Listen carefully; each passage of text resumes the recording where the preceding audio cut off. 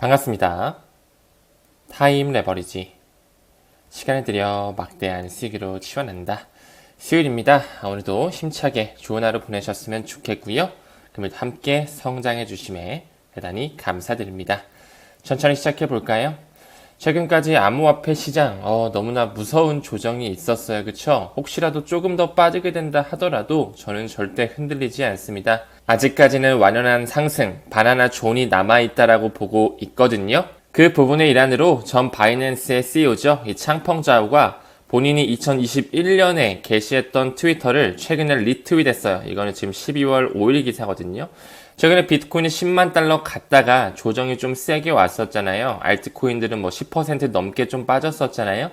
창펑자오는 이렇게 말하네요. 비트코인을 10만 달러 이하에서 팔았다면 스스로를 때려라. 여러분들이 조정장이 와서 무서워가지고 패닉셀을 하셨다면 아직까지는 공부가 그만큼 수반이 안 됐다라는 거. 특히 리플 XRP 투자자분들 중에 어떤 분들은 역시 한 번에 끌어오르지 않고 개미 털기 하고 확신이 없는 대중 투자자들에게는 돈 벌게 해주지 않는구나 이러면서 DCA 하셨던 분들도 계시고요.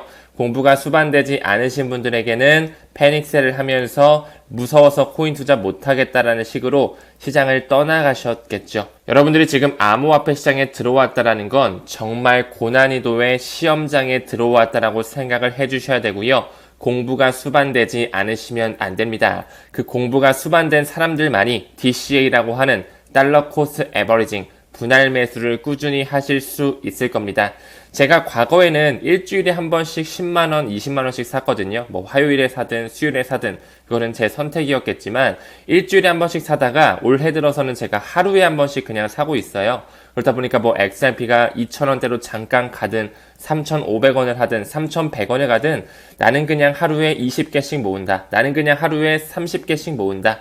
이런 마인드로 가게 되면 가격에 그렇게 일일비하지 않게 됩니다. 하지만 이것을 공부하지 않고 따라하게 되면 굉장히 지루하고 따분하고 두렵기도 하거든요. 꼭 여러분들께서 직접 투자에 대한 인사이트, 펀더멘털에 대한 공부를 직접 수반하시는 것을 적극적으로 좀 권장드리고 싶습니다. 최근에 비트코인 10만 달러 하회하면서 굉장히 무서운 흐름을 보여줬지만 지금 12월 10일 기사, 어제 기사거든요. 마이크로 스트래티지는 계속적으로 전환사채를 발행하고 그들의 자금으로 비트코인을 추가 매입하고 있네요. 정말 시장 자체를 완전히 붕괴시킬 거라면 이들이 지금 매집을 하고 있을까요? 이 마이크로 스트래티지 뒷배로는 블랙록을 필두로 한 이 월가의 금융 마피아들이 모두 다 붙어있다라고 말씀을 드렸던 것 같아요. 그쵸? 아직 앞으로 올라갈 수 있는 상승 여력이 많이 남아있기 때문에 대중들을 유인하면서 그 개인의 자금으로도 조금 더 상승할 수 있는 포션이 남아있기 때문에 그들은 매집하고 있습니다. 또한 차기 대통령이죠. 도널드 트럼프의 차남 이 에릭 트럼프가 나오면서 앞으로 트럼프 행정부가 미국을 암호화폐 강국으로 만들 것이다 이야기를 하고 있죠.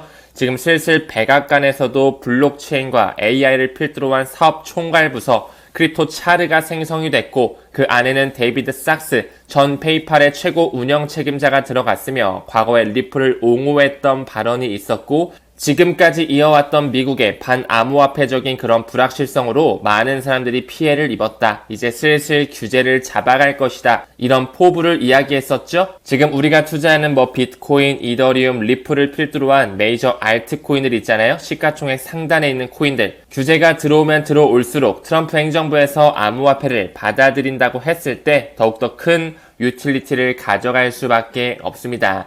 지금 현재 비트코인은 딱 수량이 한정되어 있어요. 온라인 금으로서 2100만 개라는 이 수량 딱 픽스가 되어 있단 말이에요. 리플도 마찬가지죠. 1000억 개로 딱 픽스되어 있습니다. 더 이상 찍어낼 수 없게끔 그들이 설계를 해놨다 말씀드렸고 리플 같은 경우는 비트코인에 대비해서 공급량이 현저히 높긴 하지만 담당하는 시장 캐파가 워낙 크기 때문에 현저히 부족한 수량이라고 말씀을 드렸죠. 왜 그 설계자들이 비트코인을 1억 분의 1로 쪼개지는 그리고 리플은 100만 분의 1로 쪼개지는 하위 단위를 갖게 했는지 잘 생각해 볼 필요가 있습니다. 지금 현재 비트코인을 누가 많이 가지고 있는지 보게 되면 미국 정부와 중국 정부를 필두로 해서 국가 단위로도 굉장히 많이 모으고 있고 미국을 필두로 한 채굴 3대 업체죠. 코어 사이언티픽, 마라톤 디지털 홀딩스, 최근에 마라 홀딩스로 이름을 바꿨고요. 라이어 블록체인 그 뒷배에는 역시나 마이크로 스트래티지의 뒷배와 동일하다라는 것 말씀을 드렸었죠. 그리고 암호화폐 신탁 서버를 하고 있는 그레이스케일, 거기는 또 디지털 커런시 그룹과 연결되어 있고 뿌리를 봤을 때 나스닥의 지분과 마스터카드의 50%의 지분을 가지고 있다 말씀을 드려왔습니다. 또한 전 세계에서 비트코인을 가장 많이 가지고 있는 기업 보유 순위를 보더라도 탑10에 들어가 있는 80%가 미국 기업이라고 말씀을 드렸었고요. XRP의 보유량만 보더라도 미국, 그 다음에 일본이 가장 많이 가지고 있다라고 말씀을 드렸습니다. 이 스테이블코인 발행사 테더와 서클 양대 산맥으로서 USDT와 USDC를 찍어내죠. 뭔가 경쟁하는 것처럼 보이지만 테더 뒤에 그 iFinex 뒤에는 미국과 영국의 사모펀드가 굉장히 공격적으로 투자를 단행해놨다라고 말씀을 드렸습니다. 내년 어느 시점에 만약에 테더가 붕괴한다, 과연 중국의 짓일까요? 저는 중국뿐만 아니라 미국의 세력들의 그 입김까지 더해져서 그들끼리 만들어내는 하나의 시나리오, 각본 속의 연출이라고 볼 것 같습니다. 시간이 지날수록 미국에서 비트코인을 비축적 자산으로 받아들일 것이라 보고 있고요. 암호화폐 강국으로 만들 것이라고도 보고 있는데 중국도 가만히 있진 않겠죠. 창펑자가 나와서 이렇게 말하네요. 중국 또한 비트코인을 비축 자산으로 채택할 것이다. 과연 중국만 할까요? 과거부터 엘살바도르는 비트코인을 국가의 법정 통화로 받아들이면서 매일 국가 단위로 한 개씩의 비트코인을 모아간다라고 말씀을 드렸고요. 또한 요즘에 아르헨티나와 같은 통화가 굉장히 불안정한 그런 국가들이 비트코인을 채택하려는 움직임들이 보이고 있습니다. 시간이 지나면 지날수록 이 비트코인 온라인금 가치 저장 수단으로서 계속적으로 위상이 올라갈 것이며 미국은 공격적으로 비트코인을 매집하고 있죠. 1944년 브레튼 우주 체제를 우리는 반드시 떠올려 볼 필요가 있으며 그들은 근본이제를 통해 달러의 위상을 높여왔죠. 지금 온라인 금을 모으고 있다. 온라인 금을 통해 전 세계를 아우르는 통용 암호화폐가 한 가지 떠오를 것이다. 전 골드만삭스의 대표였던 게리 콘이 이런 말 또한 했었죠. 그것은 비트코인이 아니라 에너지 친화적인 하나의 코인이 급부상하면서 전 세계를 아우를 것이라고 했는데 저는 그를 XRP로 보고 있습니다. 러시아 또한 가만히 있지 않아요. 그쵸? 최근에 러시아 의원이 국가 차원에서 비트코인을 비축하자 제안을 하고 있고요. 국제무역의 유일한 도구라고 하고 있는데 이 말에는 조금 어폐가 있죠. 소액 결제가 아닌 거액 결제를 하기에는 비트코인은 명확한 한계점이 있다라고 말씀을 드렸습니다. 블록 크기 하나당 1MB로 제한이 되어 있기 때문에 초당 트랜잭션 수죠. 그 TPS라고 하는 거래에 대한 효율성 자체가 6건에서 7건밖에 나오지 않기 때문에 굉장히 느리고 수수료가 비싸다라는 것. 하지만 비트코인 라이트닝 네트워크라고 하는 레이어 2 솔루션을 이용하면 소액 결제 정도는 충분히 활용할 수 있죠. 하지만 국제 무역에서 그 국경 간 결제에서는 리플 네트워크 TPS 기준 3400 TPS를 자랑하죠. 물론 이거보다 더 빠른 것들, 이오스라든지 아발란체, 트론 등등 굉장히 좋은 빠른 것들이 있지만 그들이 국경 간 결제에서 선택한 코인 리플 네트워크 ISO2002라는 것 명심할 필요가 있습니다. 사실 러시아 같은 경우는 올해 9월 달서부터 암호화폐를 굉장히 받아들이는 스탠스를 좀 취했었거든요. 그때부터 디지털 자산 국제결제 시범을 운영하면서 탈달러를 조금 더 본격화시키고 있었다. 러우 전쟁 2012년도에 왜 발생하게 됐을까요? 그 세력들의 각본 중에 하나라는 것 저는 이렇게 보고 있고요. 실제로 올해 3분기부터 러시아는 국제거래에서 이제 암호화폐 결제를 허용할 생각을 하고 있었다. 11월을 기준으로 법안까지 만든다라는 얘기까지 나왔으며 국가 단위의 거래소 2곳을 또한 설립하며 암호화폐 기반 인프라를 공격적으로 구축하고 있었죠. 실제로 이 결제 시장에서의 지불의 디지털화라고 하는 하나의 분석 보고서가 있거든요. 이 마크 여러분 잘 알고 계시는 뱅크 오브 러시아 연방준비은행의 공식 홈페이지입니다. 이 논문에서 어떤 페이먼트 시스템을 탑재하려고 하고 있는지 실제로 들여다보게 되면 여기 잘 보이는 하나의 마크와 함께 DLT라고 하는 분산 원장 기술이 보이는 것 같은데요. 러시아 중앙은행 보고서를 봤을 때 리플의 시스템을 활용해서 국경을 초월한 송금 메커니즘 체계를 하기로 이미 마음을 먹었다는 것을 볼 수가 있습니다. 리플렛, 이 블록체인을 활용하게 되면 3초에서 5초 만에 빠르게 돈이 이동하고요. 노스트로와 보스트로라고 하는 예치금 계좌가 필요 없기 때문에 은행에서도 달가워할 수밖에 없겠죠.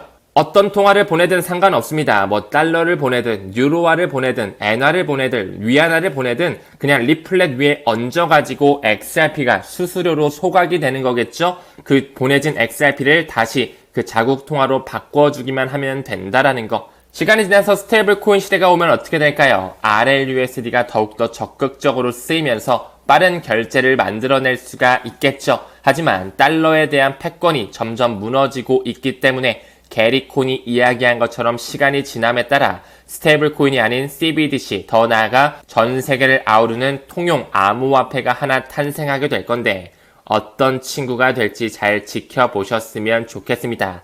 과거부터 러시아의 공식 문서를 몇 가지만 보더라도 리플의 플랫폼을 이야기하면서 국경 간 정착 시스템을 만드는 솔루션이라고 이야기하고 있다라는 것.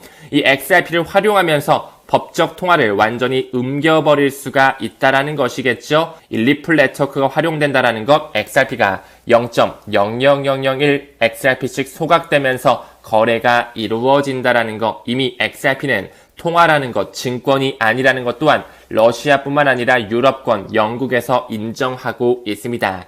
시간이 지날수록 중국을 필두로 한 CIPS, 인도를 필두로 한 SFMS, 러시아를 필두로 한 SPFS까지 그들은 새로운 국제 표준이죠. ISO 2002를 받아들이면서 스위프트 2.0의 시대를 준비하고 있다. 이 큰 그림을 우리는 반드시 공부를 통해 확신할 수 있어야 됩니다. 그렇기 때문에 이런 기사가 나올 수밖에 없겠죠. 러시아 중앙은행이 국경 간 결제 어떤 친구를 사용할 수밖에 없는지 이미 결론은 나와져 있고요. 우리나라 중앙은행 역시 뱅크 오브 코리아 역시 현재 국제결제은행과 손을 잡으면서 프로젝트 아고라, 프로젝트 만달러를 하고 있죠. 슬슬 QR코드를 통해서 3초에서 5초 만에 끝나는 결제 플랫폼을 우리한테 보여주고 있죠. 내년 1분기를 필두로 해서 하나로마트, 편의점에서 예금 토큰을 사용하는 파일럿 프로젝트를 시작한다. 그 안에는 리플 네트워크가 들어가 있습니다.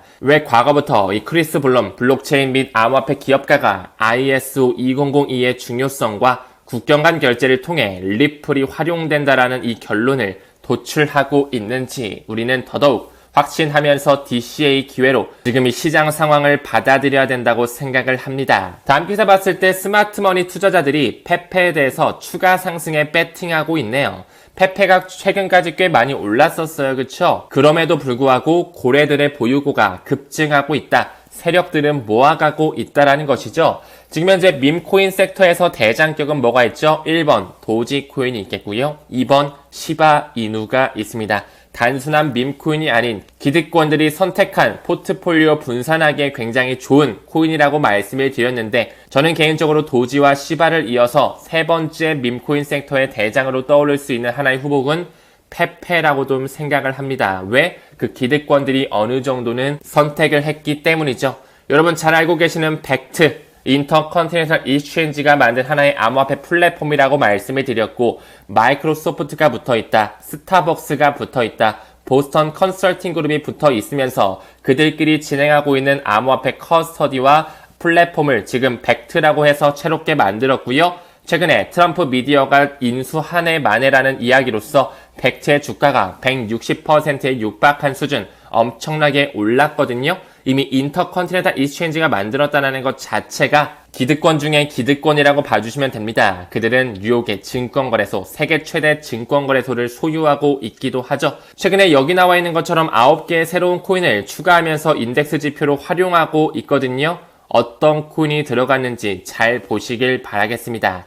여기에도 당연히 리플의 XRP가 들어가 있지만 방금 그 스마트머니 투자자들이 상승에 배팅하고 있는 페페가 들어가 있었다라는 것. 그 위에도 폴카닷, 솔라나, 체인링크, 에이다, 아발란체, 알고랜드, 아톰까지 보이고 있네요. 그 전서부터는 비트코인과 이더리움을 필두로 해서 이더리움 클래식이 들어가 있었다. 비트코인 캐시가 들어가 있었다. 라이트코인 들어가 있었죠. 여기에도 그 밈코인 섹터의 대장이죠. 도지코인과 시바이누가 이미 인덱스로 활용되어 있었다. 최근에 9개를 추가하면서 여기 리플뿐만 아니라 페페가 들어가 있다. 조금 의미심장해가지고 저는 몇 달 전부터 페페를 조금 모아놨거든요. 여러분들께도 참고적으로만 좀 봐주시고요. 만약에 매수를 하신다고 하면 조금 조정이 왔을 때 소액으로만 들어가시면 좋을 것 같습니다. 이런 메이저 코인에 조금 더 포커스를 맞춰야 된다는 것 명심하셨으면 좋겠습니다. 한 가지 더 가볼까요? 이 홍콩 가상자산 컨소시엄이라고 있거든요. HKVAC라고 있어요. 최근에 이 가상자산 위험 평가 지수를 내면서 블루칩 스코어로서 역시 시장에 대한 안정성을 보유하고 있었거든요. 올해 초만 하더라도 이 홍콩 가상자산 컨소시엄 지표에 리플이 빠지고 솔라나가 들어갔어요. 리플을 계속 시간 끌기 하고 리또속을 만들어냈단 말이에요. 하지만 지금 실시간으로 한번 들어가서 보자는 거예요. 실제로 지금 이 홍콩 가상자산 컨소시엄에 어떤 코인을 인덱스로 쓰고 있는지 올해 1월달에 리플을 뺐지만 지금 어때요? 리플을 다시 편입시켰어요. 이제 규제에 대한 명확성을 가져올 준비를 하고 있거든요. CME, 그 파생상품 최대 거래소에서도 벤치마킹에 추가하고 있다는 건 말씀을 드렸었죠. 올해 초를 기준으로 그레이스케일의 라지캡 펀드의 리플을 추가했을 뿐만 아니라 단일 트러스트 상품까지 나왔다는 거, 이제 슬슬 XRP, 기관에 대한 채택, ETF 또한 나올 수밖에 없다는 거 강조드리고 싶고요. 여기 제가 하이라이트 쳐놨는데 여기에도 페페가 들어가 있었어? 아, 이거 뭔가 좀 꿍꿍이가 있는 것 같아요. 그쵸? 여기에 당연히 일단 도지라든지 시바이누는 들어가 있습니다. 당연히 밈코인 대장 섹터로 들어가 있는데 페페가 여기도 좀 끼어 있단 말이에요. 그 비중을 봤을 때 물론 작지만 지금 현재 폴리곤 같은 경우도 0.43%인데 페페를 0.6%에 넣어놨다? 조금 더 의미심장하게 보였던 것 같습니다. 조금씩 모아갈 때 참고해 주시고, 아무쪼록 우리는 여기 나와 있는 아발란체, 체인링크, 폴카닷, 라이트코인, 폴리곤, 카르다노 에이다라든지 톤코인이라든지 솔라나 이런 코인에 조금 더 비중을 높이면서 메이저에 집중해 하시는 거 다시 한번 강조드리고 넘어가겠습니다. 다음 기사 봤을 때 에이다의 수장이죠. 찰스 호스킨스가 나오면서 리플사에서 찍어내는 RLUSD를 지금 현재 XRP 레저의 생태계와 이더리움 메인넷 그 두 가지 대장 레이어 1에 넣은다고 했는데 카르다노 에이다에도 좀 올리고 싶다, 가져오고 싶다고 얘기를 하고 있죠. 리얼 USD, 진짜 달러로서 그들은 슬슬 실물 통화에서 디지털 통화로 바꾸는 과정에 있다라고 말씀을 드렸습니다. 이 RLUSD 정말 공식적으로 출시가 된다면 기관의 자금들이 붙으면서 큰 파급 효과죠. 리플 이펙트가 나올 것이라 보고 있습니다. 한 최고 분석가는 XRP의 보수적 목표가 8.4달러라고 이야기를 하고 있고요. 낙관적으로 조금 더 어그레시브하게 보게 되면 48달러까지 갈 수 있다라고 하고 있네요. 아직까지도 리플은 폭발이 나오지 않았으며 현저히 저평가되어 있다라고 말씀을 드렸습니다. 또한 장기적인 XRP 비평가는 XRP가 지금 이제 모든 암호화폐 중에서 가장 강력한 차트를 보유하고 있다라고 말을 하면서 이제 슬슬 폭발의 시기는 올 것이다. 지금 현재의 개미 털기에 쫄지 말라. 초반에 언급드린 창펑자오의 트위터 10만 달러 비트코인 밑에서는 팔지 말라라고 말씀드렸죠. 저는 지금의 가격에서 리플을 매도하는 것 정말 아쉬운 부분이라고 생각을 합니다. 지금까지 에너지 응축했던 그 폭발이 아직 나오지 않았기 때문에 우리는 이 시기를 천천히 고대하면서 내년 3월을 기점으로 연준의 채택, 내년 11월을 기점으로 스위프트의 공존의 시기가 온다라고 말씀을 드렸죠. 그들이 정해놓은 타임라인 참고를 하면서 우리는 올해, 내년에 몇 개의 XRP를 가져갈 수 있는지, 평단이 얼마가 중요한 게 아니에요. 내가 몇 개의 XRP를 내년 연말까지 그리고 2030년까지 가져가는지 그 부분에 포커스를 맞추시길 바라겠습니다. 오늘 영상은 여기서 마무리하고요. 금일도 시청 대단히 고맙습니다. 우리는 모든 면에서 점점 더 좋아지고 있습니다. 감사합니다. 성투합시다.